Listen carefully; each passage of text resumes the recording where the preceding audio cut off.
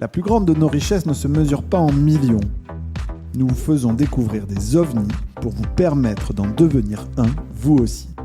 Sportifs, entrepreneurs, artistes, ils nous partagent chaque semaine leurs récits de véritables trésors d'informations.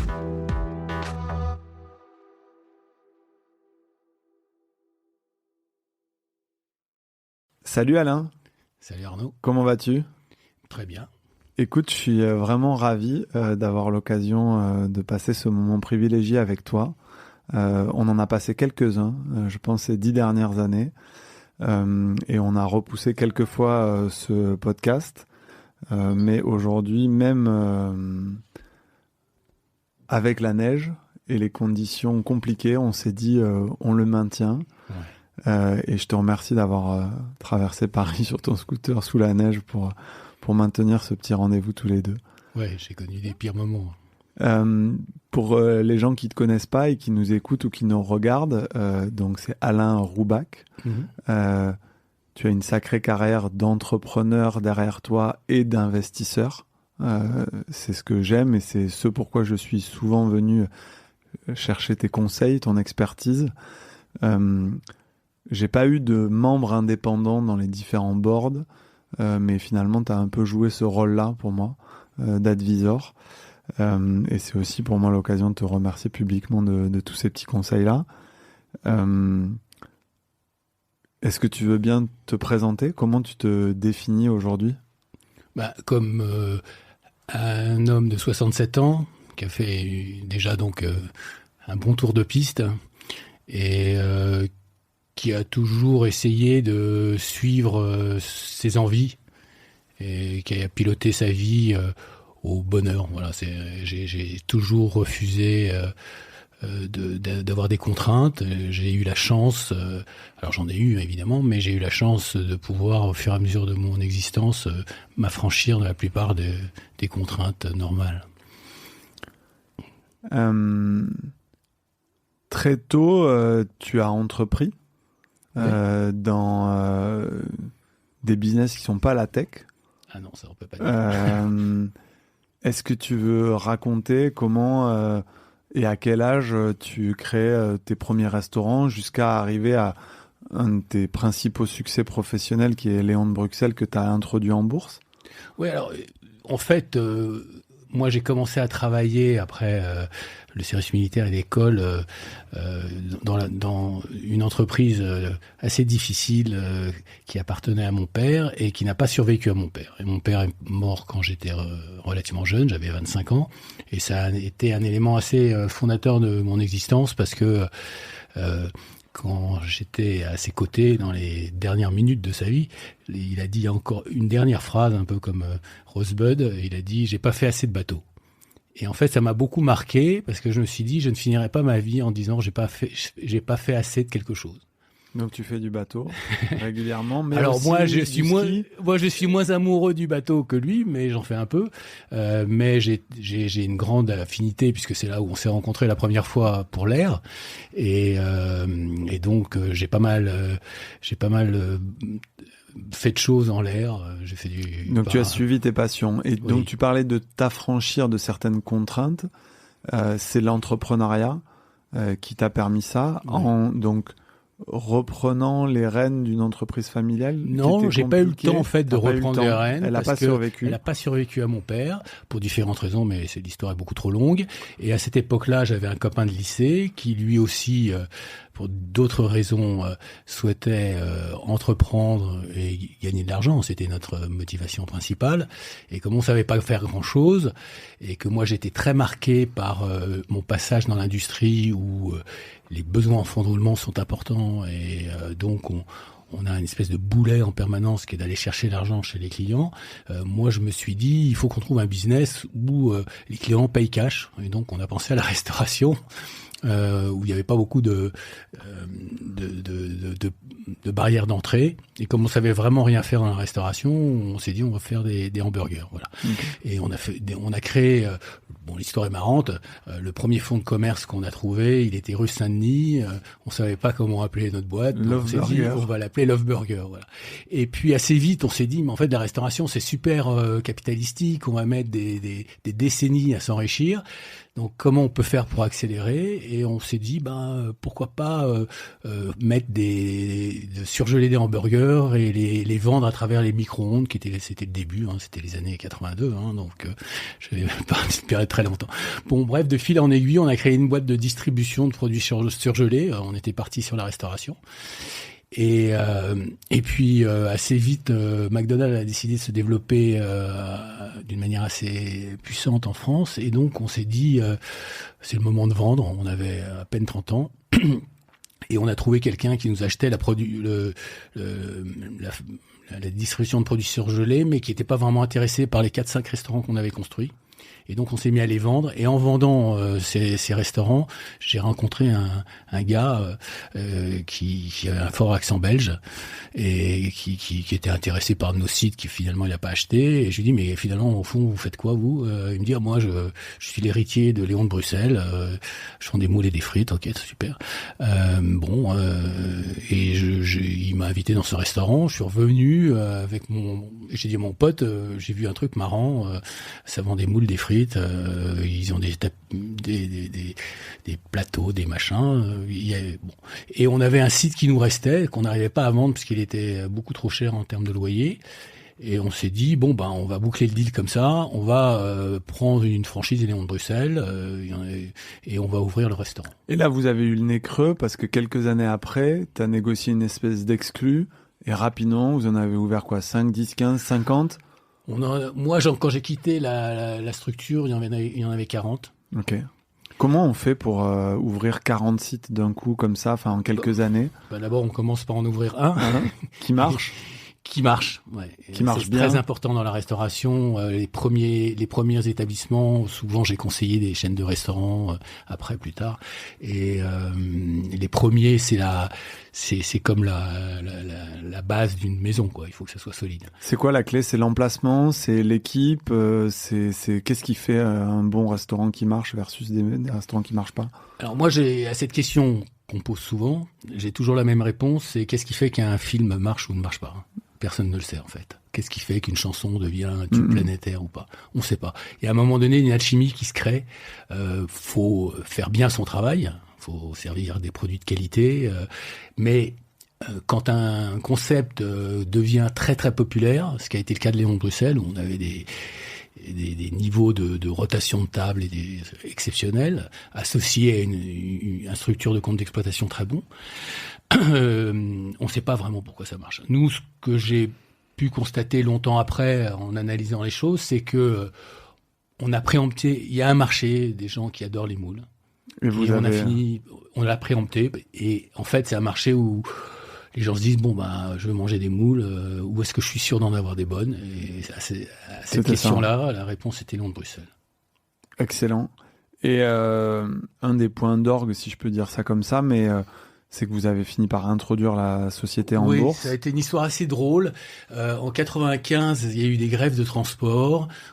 C'est la première fois qu'on a une chute drastique de nos volumes. On avait à l'époque une quinzaine de restaurants. Et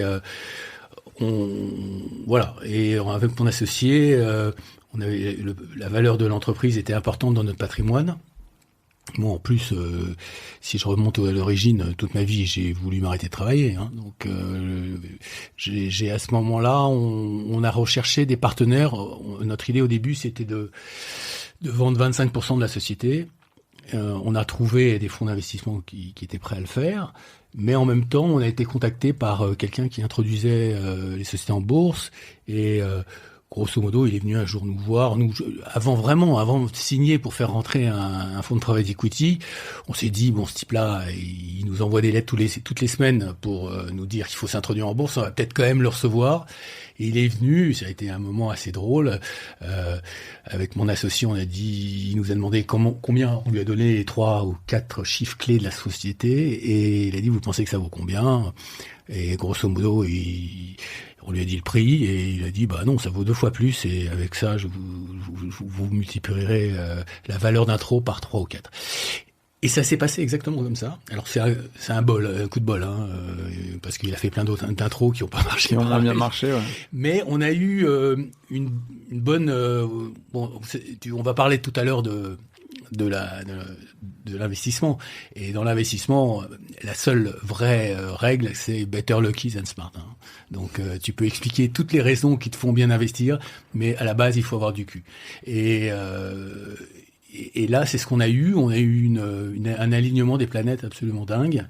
On a eu des très très bons séquences de chiffres de résultats post-intro.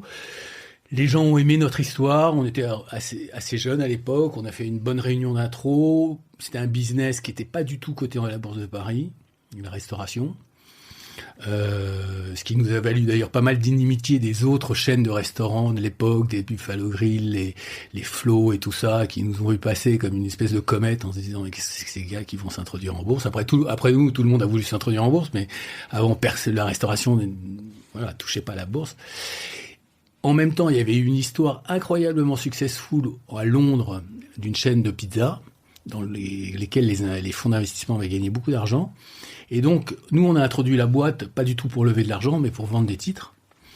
Et assez vite, on a été contacté par des brokers anglais qui ont dit « Est-ce que vous pouvez vendre vous avez le droit de vendre vos titres, vous n'avez pas de lock-up, des trucs comme ça ?»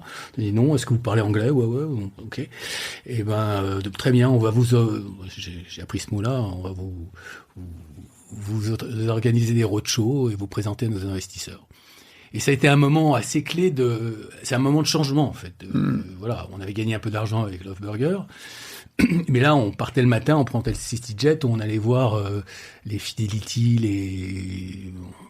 les Invesco, enfin tous les fonds d'investissement small cap. Et on présentait notre histoire, nos chiffres et tout. Et les mecs disaient, on sortait du truc, le broker recevait un coup de fil. Il disait, il vous en prendre 5%, vous voulez les vendre et tout. Et voilà. Et donc rapidement, tu t'es retrouvé avec une société dans laquelle vous étiez plus les actionnaires majoritaires, c'est ça? Voilà. Entre le moment où tu l'as créé et le moment où l'introduction en bourse plus le secondaire se passe. On a introduit en bourse 10%, mais on a vendu 90% de la boîte en bourse. Donc ça a eu des conséquences positives et négatives. Positivement, ça nous a gravement enrichi, je dirais, et ça nous a permis d'être libres d'un point de vue financier, ce qui est quand même un truc important. Mais négativement, on peut dire que ça a détruit le management de la boîte. Parce qu'en fait, on cherchait plus à construire des restaurants et à faire bien notre métier, on cherchait à vendre des actions. Et quand tu cherches à vendre des actions, en fait, tu rencontres des analystes. Les analystes, ils font du papier sur toi. Ils font fonctionner les tableaux Excel et tout ça. Et donc, tu as tendance à gérer la boîte d'une manière beaucoup plus court-termiste et tout ça. Donc, j'ai vu les deux aspects de la bourse, son côté positif et son côté négatif. Le positif, ça donne de la liquidité. Le côté négatif, c'est que ça fait passer à une stratégie extrêmement court-termiste.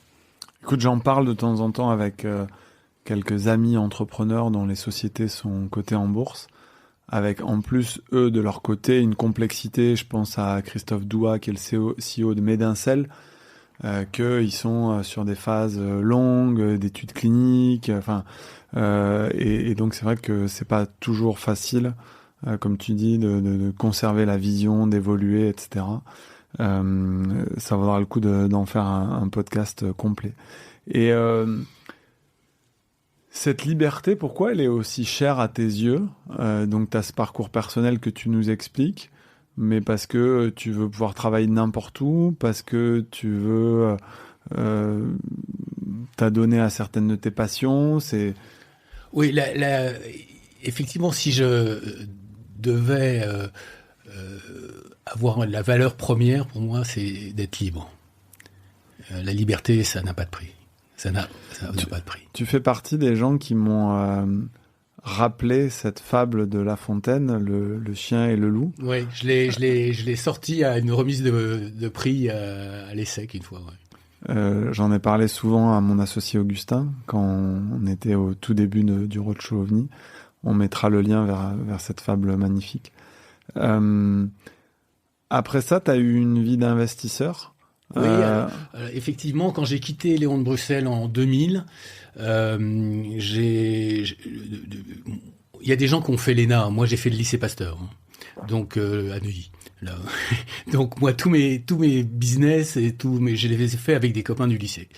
Et en l'occurrence, j'avais un copain qui était président d'une banque de gestion privée et qui voulait monter un fonds d'investissement dans l'internet en 2000. Et il me dit, j'ai une petite équipe, mais j'aimerais bien avoir quelqu'un qui a un peu de bouteille pour être président. Voilà, t'es libre. Est-ce que tu veux accepter ça? Bon. Et j'ai accepté de m'occuper de ce fonds qui faisait quelques dizaines de millions d'euros et ça m'a pris d'abord ce que c'était que la tech et puis j'ai eu pas mal de contacts parce qu'on faisait du co-investissement, on voulait pas être lead. Avec tous les autres fonds? Avec tous les fonds et tous les fonds de la place. Ce qui t'a permis après d'avoir un deal flow de premier plan en partie? Oui, en tout cas, de comprendre comment ça fonctionnait déjà et puis de voir l'intérêt que ça avait pour moi qui, au-delà de l'aspect financier, qui est pas négligeable quand on réussit des choses, qui est de rester entre guillemets, pour prendre une expression de jeune, dans le game. C'est-à-dire de comprendre ce qui se passe. Voilà. Comme tu le sais, j'ai des investissements assez successful dans ce qu'on appelle la tech. Bon, si j'avais pas fait ces investissements, je saurais même pas ce que c'est que la tech. Pourtant, c'est un secteur de plusieurs centaines de milliards de dollars. Mm-hmm. Donc, comment fonctionne la data, comment fonctionnent les DSP, les trucs comme voilà. Et ça, c'est quelque chose que tu as appris sur le tas finalement. Avec tes investissements et voilà. D'un investissement qui en amène un autre. On va en parler. Oui, et tout à fait. Et c'est quelque chose que j'apprécie parce que, encore une fois, au-delà, moi, qu'est-ce que j'apporte dans une société en dehors d'apporter de l'argent? Je le dis toujours. En général, c'est des gens beaucoup plus jeunes que moi qui ont une capacité technique sur ce qu'ils font qui est infiniment supérieure à la mienne. Donc, j'apporte pas un savoir-faire business. Je l'ai fait. J'ai fait de l'investissement dans la restauration. Là, j'apportais un savoir-faire business, mais j'apporte. Mais une entreprise, ça reste une entreprise. Ça donc tu apportes des réflexes et des conseils. Voilà, quand on a des problèmes de gestion de ressources humaines, quand on a des problèmes financiers, quand on a des problèmes de cession, etc. Je pense que j'ai une bonne expérience. Et puis, je suis un hybride entre les fonds et les entrepreneurs, parce que je suis à la fois un financier et j'ai été aussi entrepreneur. Donc les fonds, les gens qui sont dans les fonds, c'est pas des entrepreneurs au sens propre et c'est pas du tout critique. Sinon ils auraient créé des entreprises. Alors il y en a parfois qui créent des entreprises en venant des fonds, mais c'est pas la règle générale. Donc c'est l'avantage, c'est que tu sais parler aux deux. Tu sais travailler avec les deux. Bon, un peu comme moi, finalement, aussi, je l'ai développé ces dernières années. Ce que tu fais, et c'est pour ça que j'ai toujours bien aimé ce que tu faisais, parce que quand tu m'en as parlé au début, j'ai trouvé que tu avais un positionnement intelligent. Merci pour ça. Si on rentre plus dans le détail de tes investissements, on a fait un podcast avec Gilles Moncobé, qui est un des cofondateurs de TIDS. Qui est un super podcast où Gilles raconte un peu cette épopée. Donc c'est un de tes investissements dans la tech, mais je crois que tu n'avais pas investi dans TIDS. Tu as investi dans une société qui a fusionné avec TIDS. Absolument. Et donc tu t'es retrouvé par échange d'actions actionnaire de TIDS. Tu peux nous raconter ça? Oui, en fait, il y a un garçon qui est un peu connu dans le secteur qui s'appelle Canzonari. Ah, Jean Canzonari. Jean Canzo. Figure avec son associé Thomas et ces deux-là qui sont venus nous voir un jour. On était, je crois qu'ils étaient copains avec notre stagiaire à l'époque. Bon. Et ils viennent nous raconter leur projet d'entreprise qui était un truc qui s'appelait Bizik. et qui consistait à visionner une pub pour pouvoir télécharger un morceau de musique. Voilà. Donc là, c'est quoi, les années entre 2002, 2005? Ouais, c'est par là, ouais. Ok. C'est par là. Bon, moi et mes potes d'investisseurs, on a dit à Kanzo, on lui a dit, écoute, ton truc, on n'y croit pas du tout, mais toi, on croit pas mal en toi. Et si tu arrives à trouver la moitié de ce que tu as besoin, on émettra l'autre moitié. Et à notre grande surprise, il est revenu nous voir 6 mois après, il avait trouvé. Et la règle. C'était une époque où c'était plus difficile de lever des fonds qu'aujourd'hui. Ouais. Et la grande règle aussi de l'investissement, c'est que avec un mauvais projet et un bon mec, tu t'en sors. Avec un bon projet et un mauvais mec, tu te plantes à tous les coups. Et c'est ça aussi qui fait la beauté de ce business, c'est le facteur humain. Et qu'est-ce qui fait qu'un Jean Canzoneri et Thomas, c'est ça? Oui, Thomas Pasquet. C'est des bons mecs. Qu'est-ce qu'ils ont en plus que les autres? Alors, je pense que ils ont une vision, voilà. Et Kanzo particulièrement a une vision. Alors, Kanzo, c'est un gars qui bouge tout le temps. Donc, son truc basique, comme on l'avait prédit, c'était une galère, parce que peu importe. Et assez vite, il a pivoté. Et il a dit, bon, ok, mon business model marche pas, mais ce qui marche par contre, c'est la vidéo en ligne. Visionner une vidéo, Bien sûr. Ça marche. Et il s'est lancé là-dedans. Il a d'ailleurs bougé le nom de sa boîte qui est passé de Bizik à Biad. Et en quelques mois, le truc a bien décollé.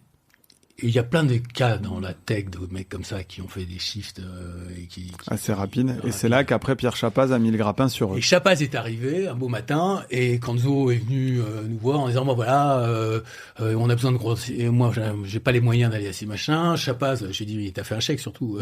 Il m'a fait un chèque, mais je crois dans son projet tout ça. Nous on trouvait que c'était beaucoup trop tôt pour sortir, mais bon quand les mecs veulent sortir, tu sors avec eux.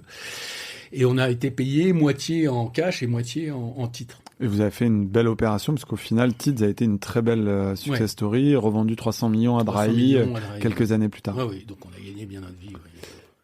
Ouais. Et pour enchaîner, juste, Kanzo, qui travaille dans Tids, au bout d'un moment, comme je lui avais prédit d'ailleurs, je lui ai dit tu verras, tu tiendras pas très longtemps. Et il a lancé Augury. Il s'est engueulé avec les uns et les autres parce que c'est tous des cons et il s'est dit il est venu avec une autre idée Augury qu'on a sidée et qui a très bien marché puisque c'est une boîte qui aujourd'hui fait plusieurs centaines de millions de dollars. Tu remets systématiquement de l'argent sur des fondateurs que tu as financés, que ça marche ou qu'ils se plantent? Je remets de l'argent sur les gens en qui je crois. Ok. Donc, des gens qui m'ont démontré que je m'étais pas trompé. Sur eux. C'est-à-dire que des fois, le business ne peut pas marcher. Mon biais humain est très fort. Ok. Il y a des dossiers moins tech. Je vais en parler brièvement parce que l'anecdote, moi, m'avait beaucoup plu. Donc, tu dis qu'il faut de la chance, finalement, pour être investisseur. Des fois, la chance, elle est avec toi. Des fois, la chance, elle est contre toi. Je pensais à Love and Green, où tu as une croissance assez stable pendant quelques années, et puis d'un coup, croissance stable, on n'arrive pas à décoller. Le gars, c'est un couple, dit bon, la seule manière, c'est de faire de la pub télé, donc il utilise les derniers sous qu'il a pour faire de la pub télé, et ça s'avère être une cata. Il se passe rien, quoi. Et donc la boîte va directement au dépôt de bilan. Une extrémiste, on arrive à trouver quelqu'un pour la refinancer. Et là, vous réinvestissez pas, vous laissez passer en vous disant non, mais ça va pas décoller. Oui, parce que pareil à l'époque, on n'a pas toujours raison.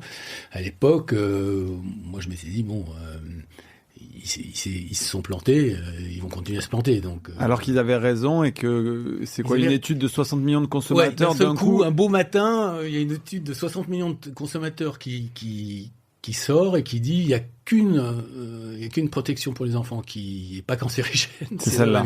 Et là, ils passent de quoi, de 1 million par an à 1 million par mois, ou c'est des chiffres à peu près comme ça? Ouais, c'est plus que ça. Ils passent de 1 million à 25 millions par an. Excellent. Donc, comme tu dis, il faut avoir un peu de la chance, un peu de nez, une opportunité de marché. Enfin, ça peut vite basculer. Dans les boîtes plus récentes, on va enregistrer bientôt avec Arthur Kérou de Vibe. qui est en train de devenir une des plus belles success stories, je pense, de la tech française. Tu t'es retrouvé aussi un peu par hasard via Kemantic, c'est ça, dans cette histoire? Oui. Alors, bon, on est un groupe de ce qu'on appelle de business angel. Donc vous chassez en meute? Vous envoyez les dossiers? Oui, c'est comme ça que vous bossez? Oui, bien sûr. Oui. D'abord parce que souvent, on hedge notre risque, donc on met des tickets, machin. Et c'est un autre copain qui me parle de Arthur, qui travaillait chez Addictive à l'époque et qui avait vendu sa première boîte. Arthur qui est investisseur dans un des SPV qu'on gère et qu'on embrasse d'ailleurs. Oui, mais bon, moi aussi je t'embrasse Arthur. Et là, pareil, bon, il fonctionnait, il avait une idée sur les AdWords, il voulait faire des verticales. Bon. Et il appelle sa boîte Kemantic. Et la boîte, c'était pas, ça marchouillait. Hein, ça marchouillait, ça faisait quand même, je crois, une dizaine de millions de chiffre d'affaires.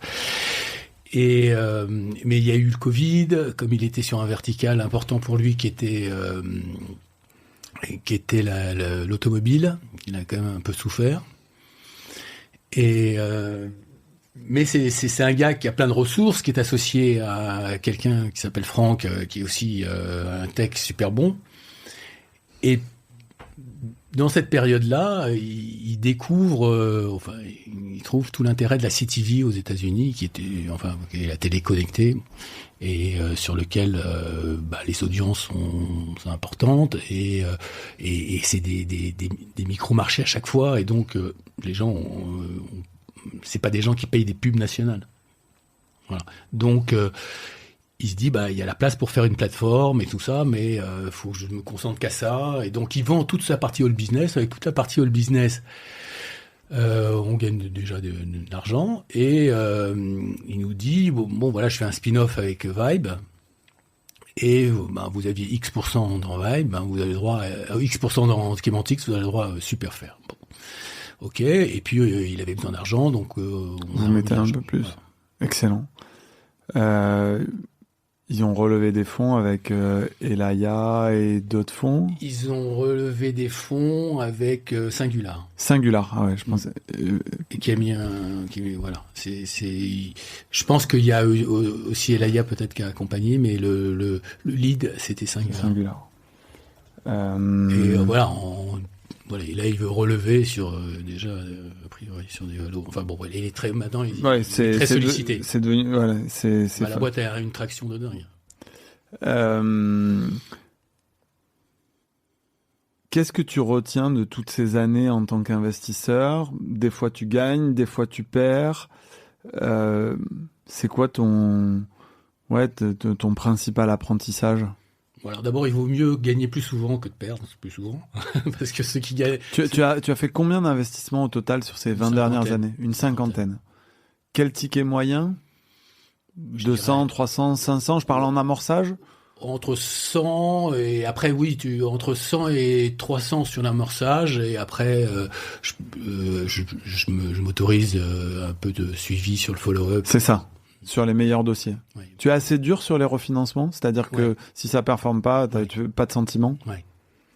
Je suis assez cool sur sur l'entrée, et notamment parfois je vais notamment si c'est des jeunes, si c'est des enfants de mes amis, si c'est bref.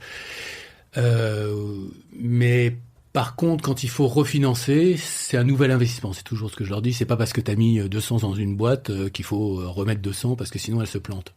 Tu réétudies à chaque fois vraiment le dossier de façon attentive. Ouais. Ok. Effectivement, 28 millions levés pour Vibe, avec Singular, Elaya et des entrepreneurs qu'on connaît bien. On a d'ailleurs ce tour-là. T'as des enfants qui ont et des petits-enfants.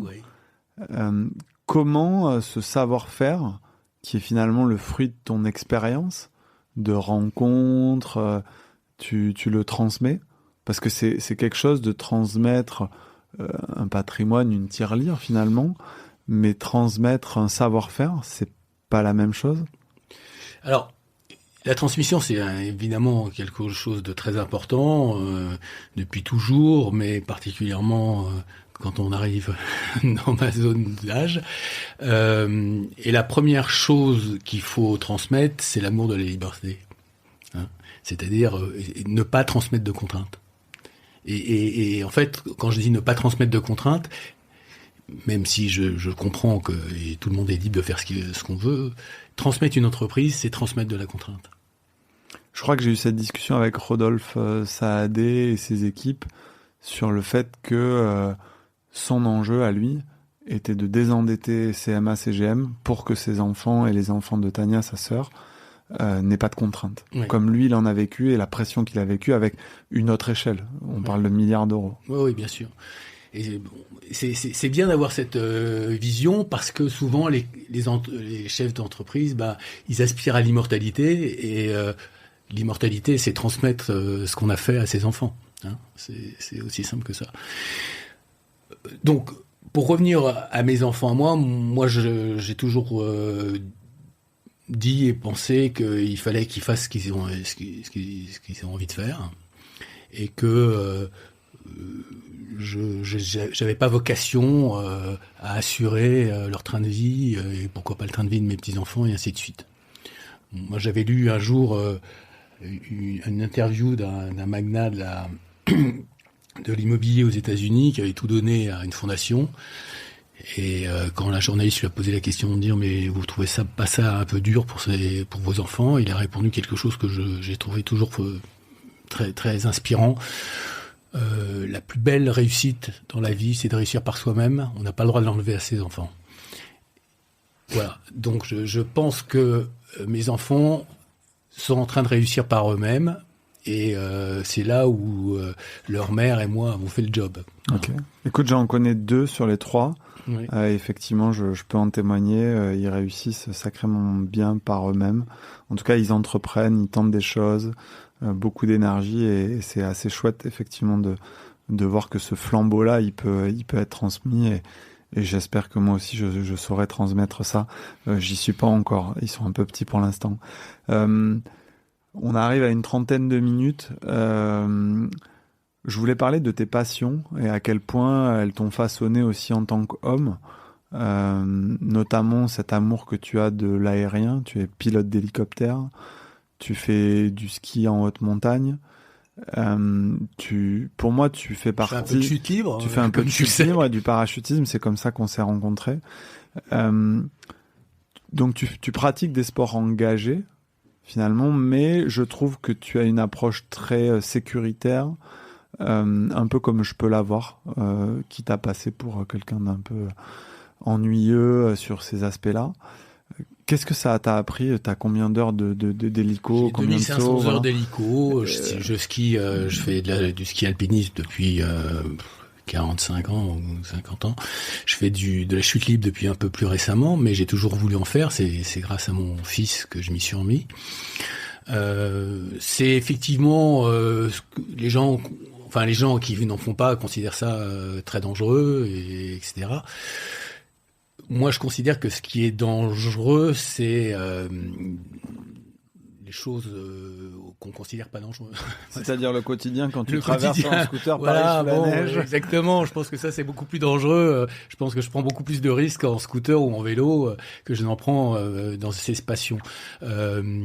Et je reviens à la liberté. On va pas s'empêcher de faire des choses qu'on a envie de faire sous prétexte qu'ils sont risquées. Parce que ça veut dire que on subit une contrainte. Donc il faut s'affranchir de ces contraintes. Il faut être un peu égoïste. Alors, c'est pas parce que tu fais des choses dangereuses que tu as envie de mourir. Hein. Donc tu l'as très bien dit, dans notre sport qu'on aime, qui est la chute libre, c'est un sport, on peut dire que c'est dangereux de sauter d'un avion à 4000 mètres avec un sac à dos, mais en fait, il y a très très peu d'accidents. Oui. Parce que c'est extrêmement normé et que si tu respectes les règles, il t'arrive rien. En montagne, tu as un espèce d'aléa quand même. En montagne, moi je considère que les sports dangereux, c'est les sports, on en a déjà parlé d'ailleurs ensemble, c'est les sports où les très bons se tuent. Et la montagne en fait partie. Les meilleurs alpinistes sont pour la plupart décédés. Dans le wingsuit, pareil. Voilà. Donc ça veut dire qu'il y a de l'aléa. Et l'aléa, c'est un truc immaîtrisable par définition. Si tu fais un parallèle rapide avec le business, dans le business aussi, il y a de l'aléa. Dans le business aussi, il y a des boîtes qui meurent et qui se retournent vite et des trucs qu'on voit pas venir. Dans quelle mesure, toi, tous ces sports-là t'ont appris et t'ont permis d'être meilleur aussi dans les affaires? Moi, il y a un conseil que tu m'as donné qui m'a beaucoup guidé. Tu m'as dit, il faut savoir écouter sa petite voix intérieure et être plus radical que la norme voudrait. En tout cas, s'il y a un truc qui dérange, et on en avait parlé sur des actionnaires que je voulais sortir d'une boîte. Et je t'avais appelé, je t'ai dit, j'ai ce problème-là, etc. Et tu m'as dit, écoute, si tu y penses, machin, il faut que tu ailles au bout. Et je l'ai fait, et c'était une bonne chose. Est-ce que tu fais des parallèles entre les deux, ou c'est deux mondes isolés Non. Moi, ce qui m'a le plus appris, c'est probablement l'hélicoptère. Moi, ce que j'aime en hélicoptère, c'est être sans un autre pilote, c'est être tout seul. Et quand tu voles beaucoup, dans des conditions compliquées, t'es confronté à des choix, voilà, qui peuvent avoir des conséquences importantes. Faut vite réfléchir, vite décider. Dans l'entrepreneuriat ou dans le pilotage ? Faut en tout cas pas se tromper. Ça, c'est sûr. Parce que si tu prends le mauvais col ou la mauvaise vallée, les conséquences peuvent être importantes. Si tu prends le mauvais embranchement dans l'investissement, les conséquences peuvent être aussi mauvaises. C'est pas les mêmes enjeux quand même. Mais et je pense que moi, j'ai beaucoup appris en apprenant à piloter un hélicoptère. J'ai rencontré des gens fantastiques. J'ai fait des rides fantastiques aussi dans le désert et tout ça. Et j'ai toujours eu cette idée que stand still, t'as toujours le temps de réfléchir pour prendre la bonne décision. Il faut jamais prendre des décisions dans la précipitation. Même dans l'hélicoptère, la charme de l'hélicoptère par rapport à l'avion, c'est qu'il peut s'arrêter en l'air. Donc si tu sais pas où tu dois aller, arrête-toi, analyse, et si t'as pas trouvé ta décision, trouve un endroit pour te poser. Voilà. Et je pense que ce parallèle-là, tu peux le faire dans l'investissement. Écoute, merci pour ce partage-là. C'est hyper riche. Peut-être la dernière question que j'aurais envie de te poser, je te l'ai jamais posée. On se connaît, je pense, depuis 2016, 2017, quelque chose comme ça. Donc, effectivement, une rencontre où je suis responsable d'un avion. Où il y a 10 parachutistes et je te dis qu'est-ce que tu fais comme travail par l'intermédiaire d'un autre parachutiste et tu réponds je suis investisseur alors que moi je voulais savoir qu'est-ce que tu faisais dans le cadre de ton saut en parachute. Et du coup on s'est retrouvés pour en parler ensuite et c'est un peu comme ça qu'on s'est liés d'amitié. Qu'est-ce qui fait que pendant 7 ou 8 ans on se parle, on échange, etc. Et quand tu me vois construire OVNI, je t'appelle, je te pose des questions sur la structuration de la société de gestion, je te pose des questions sur mon association avec Augustin, je t'appelle même pour te parler de Mathieu Stéphanie. Qu'est-ce qui fait qu'à un moment donné, à peu près au milieu de notre roadshow, tu te dis ok, je vais aussi investir. Est-ce que c'est la bonne combinaison avec Augustin ? Et je veux pas que tu me brosses dans le sens du poil, c'est plus pour que les gens qui écoutent comprennent c'est quoi le déclencheur où tu te dis en fait là j'ai envie d'y aller, ou sur une start-up j'ai pas envie d'y aller. Qu'est-ce qui fait qu'à un moment donné les ingrédients sont réunis pour toi ? Alors il y a un premier truc qui est que moi ce qui me plaît c'est pas tellement d'investir de faire prospérer mon patrimoine sans avoir une action dessus. Parce que sinon, si c'est ça qui m'intéresserait, je signerais un mandat auprès d'une grande banque ou plusieurs grandes banques et je leur dirais débrouillez-vous, ils font du private equity, du machin, des trucs. Donc je fais assez peu. J'aime les lignes directes pour ces raisons-là et de pouvoir intervenir dans les lignes directes, être au board ou être près des managers, c'est ça qui m'amuse, c'est ça qui m'enrichit. Donc j'ai pas proportion des fonds, j'en vois quand même pas mal, et j'ai donc pas proportion à mettre beaucoup d'argent dans les fonds ou pas en mettre du tout, j'en ai quand même un petit peu. Et en l'occurrence, dans notre relation, c'est du love money. C'est vraiment le fait d'aimer les gens qui portent le projet, en dehors du fait que on a échangé effectivement assez longtemps et je t'ai vu évoluer, j'ai trouvé que ton évolution et ta vision avec ton associé était pertinente. Donc, personne n'aime perdre de l'argent. Donc, quand on met de l'argent quelque part, c'est qu'on pense que... Mais c'est ce que je veux te dire, c'est que tu dis que c'est du love money, mais tu l'as vraiment fait sérieusement. Oui. C'est-à-dire que vous nous avez vus, vous avez regardé la doc, vous avez réfléchi, là où d'autres ont été beaucoup plus instinctifs. Je suis pas là pour subventionner telle ou telle personne, même des gens que j'aime bien. Mais c'est bien de le rappeler, je trouve. C'est bien de le rappeler. Voilà. Il faut être sérieux dans ce qu'on fait, et c'est pas rendre service aux gens que de pas les challenger. Vraiment, ça jamais rendu service à personne. Donc si Alain Roubac vous challenge, c'est que c'est bon signe. Oui. Et c'est qu'il y a de l'intérêt. Et... Oui. Ok. Écoute, très clair, merci de le partager. Est-ce qu'il y a d'autres choses que tu auras envie de partager à tous les entrepreneurs, les VC, toute cette communauté OVNI qui écoute ce format-là? Non, je pense que il n'y a qu'un... La vie, c'est un début, une fin, et en fait, on gère ni le début ni la fin, on gère le milieu. Hein. Oui, bien sûr. C'est sur le reste. Et dans le milieu, on est comme sur un bateau ou dans un avion ou un hélicoptère, on a un cap, on essaye de gérer ça au cap. Et le cap, c'est le bonheur. Voilà. C'est pas d'avoir de l'argent, c'est pas d'avoir des belles voitures ou je sais pas quoi. C'est de ce que tu fais doit te rendre heureux. C'est d'être heureux. Voilà. Donc, alors, ta ligne de vérité, personne ne doit accepter d'être malheureux. Ouais, parce que quand mes enfants parfois m'ont dit papa tel truc, je me sens pas bien, machin, j'ai dit t'es heureux, t'es pas heureux ou heureuse parce que j'ai des filles. Oui, non, si t'es malheureux, alors il faut réagir. Tu peux pas accepter de te lever le matin et de te dire j'ai passé une journée de merde. C'est inacceptable. C'est une journée en moins quand même. Hein. Ouais, 30 000 jours. Oui, probablement. Tu es heureux. Pour les plus chanceux. Pour les plus chanceux. Pour les plus chanceux. Et donc chaque jour mérite d'être un jour heureux. C'est une bonne note pour terminer ce podcast tous les deux. Merci pour toutes ces années partagées ensemble, des souvenirs à la fois extra-professionnels et professionnels, et de tes conseils avisés, et de même te prêter à ce jeu du podcast. Je sais que ta parole est rare, et donc je t'en remercie. S'il y a des gens qui t'écoutent et qui veulent te contacter, ils t'envoient un message sur LinkedIn, c'est ça ? Ouais. Génial. Merci à tous pour votre écoute. Vous pouvez continuer à nous mettre 5 étoiles sur toutes les plateformes, à commenter, à partager ce qu'on fait. Et on vous dit à très bientôt, Alain et moi. Merci, à bientôt. Au revoir.